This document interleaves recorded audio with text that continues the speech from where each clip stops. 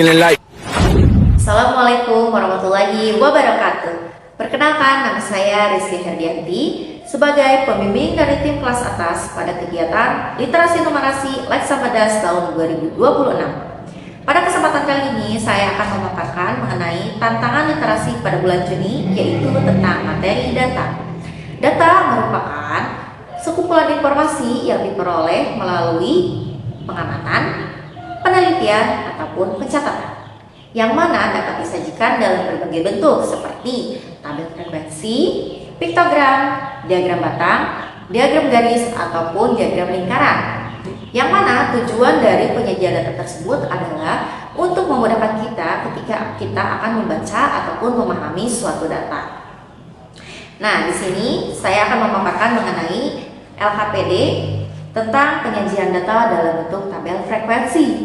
Tabel frekuensi merupakan metode paling sederhana untuk menunjukkan seberapa sering suatu nilai muncul dalam suatu kumpulan data. Untuk membuat tabel frekuensi, hal pertama yang harus kita lakukan adalah menyiapkan datanya. Di sini sudah ada ya datanya, yaitu tentang hasil ulangan harian IPA siswa kelas 4. Setelah kita menentukan datanya, lalu kita harus buat tabelnya terlebih dahulu dengan berbagai kolom. Yang pertama, kolom pertama yaitu menyajikan datanya. Karena di sini datanya tentang nilai, maka kolom pertama kita beri nama nilai. Kolom kedua kita beri nama turus, dan kolom ketiga kita beri nama frekuensi. Pada kolom nilai di sini kita tuliskan data yang ada pada data yang sudah tersedia. Karena di sini datanya tentang nilai, maka kita tuliskan data yang kita dapatkan, yaitu nilai-nilai yang diperoleh oleh siswa, mulai dari yang terkecil ataupun dari yang terbesar. Di sini saya urutkan berdasarkan data nilai yang paling terkecil terlebih dahulu. 5, 6, 7, 8, 9, 10. Lalu setelah saya kerjakan, nilai 5 itu diperoleh oleh 2 siswa, nilai 6 diperoleh 4 siswa, nilai 7 oleh 5 siswa, nilai 8 oleh 4 siswa, nilai 9 oleh 4 siswa, dan nilai 10 oleh 1 siswa. Selanjutnya, pada lembar kedua atau kegiatan kedua, kita harus menyajikan data dalam diagram batang. Namun sebelum kita membuat diagram batang, ada beberapa hal yang harus kita lakukan terlebih dahulu. Yang pertama, sama seperti tabel frekuensi, kita harus menyiapkan data.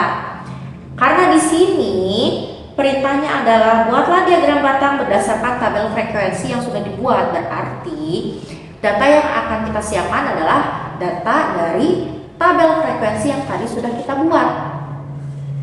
Nah, selanjutnya setelah kita menyiapkan data, kita harus buat dulu dua sumbu, yaitu sumbu X dan sumbu Y. Yang mana sumbu X atau sumbu horizontal ini adalah menentukan kategori data. Lalu untuk sumbu yang vertikal ke atas ini menunjukkan frekuensi dari data tersebut.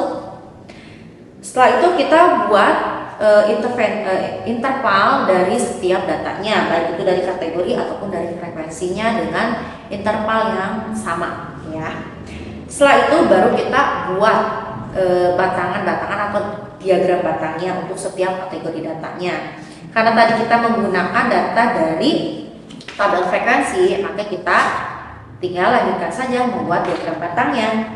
Di sini sudah saya buatkan untuk kategori datanya itu nilai 5, 6, 7, 8, 9, 10. Dengan frekuensinya saya membuat sampai dengan frekuensi 10.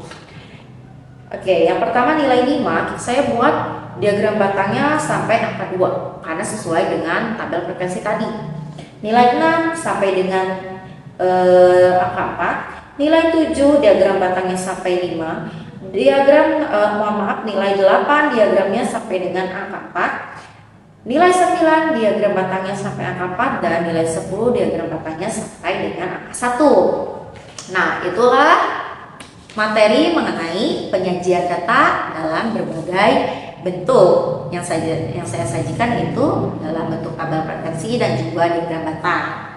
Sekian dari saya, terima kasih sudah menonton video ini. Wassalamualaikum warahmatullahi wabarakatuh.